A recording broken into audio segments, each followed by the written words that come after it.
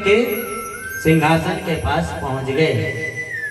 कंस डर गया और तलवार जब ही निकालने जा रहा था तब तक कन्हैया उसके केस को पकड़ करके सिंहासन से खींच दिए और केस को पकड़ करके चारों तरफ से घुमा करके पृथ्वी पर पटके तो आधा प्राण तो वैसे ही निकल गया कंस के। और उसके सिंहासन से एक छलांग लगाए सीधे उसके सीने पे आकर के गिरे। जब ही सीने पर गिरे महाराज हृदय का पूरा हड्डी ही चकनाचूर हो गया और कंस का प्राण की कंस मर्दन भगवान की जो बचा कुचा प्राण था वो भी कन्हैया के छलांग लगाने से निकल गए। हमारा कंस का उद्धार हुआ। कंस की दो पत्नियां थी अष्टि और प्राप्ति, दोनों दौड़ करके आई, कंस के शव को पकड़ करके रोने लगी। सो कन्हैया कहे कि कैसे मामियों को समझाया जाए।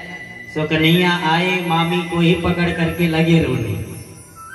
मामी को पकड़ करके रोने लगे। मामी से कहे कि मामी जी इतने दिन के बाद हम बहने और मामा दोनों लोग मिले। मामा जी बेचारे ऊपर से आ रहे थे और हम नीचे से जा रहे थे। इतने दिन के बाद मामा जी मिले।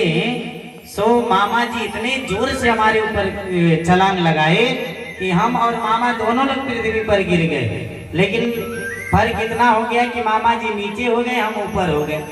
और जब हम ऊपर हो गए तो मामा जी का तो प्राण निकल गया, हम तो जीवित हैं। अपना दोष हटाना चाह रहे थे। अस्थि प्राप्ति दोनों सबको पकड़ करके खूब विलाप करी।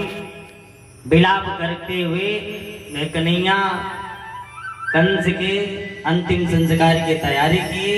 अंतिम संस्कार का तैयारी करने के बाद उसका अंतिम संस्कार, उसका प्राण आत्मा जो है कृष्ण जी के श्री चरणों में समाहित हो गया और उसका आत्मा परमात्मा में विलीन हो गया। महाराज कंस का उद्धार कन्हैया ने किया।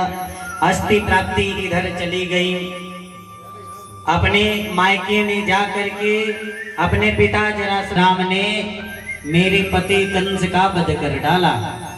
सो जरासंध तब से कृष्ण और बलराम के कट्टर बैरी बन गया।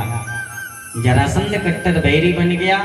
इधर कन्हैया जेल खाने में जा करके देवकी मैया और वसुदेव को जेल खाने से मुक्त कराए और उग्रसेन महाराज को भी जेल खाने से मुक्त कराए। मुक्त कराने के बाद सो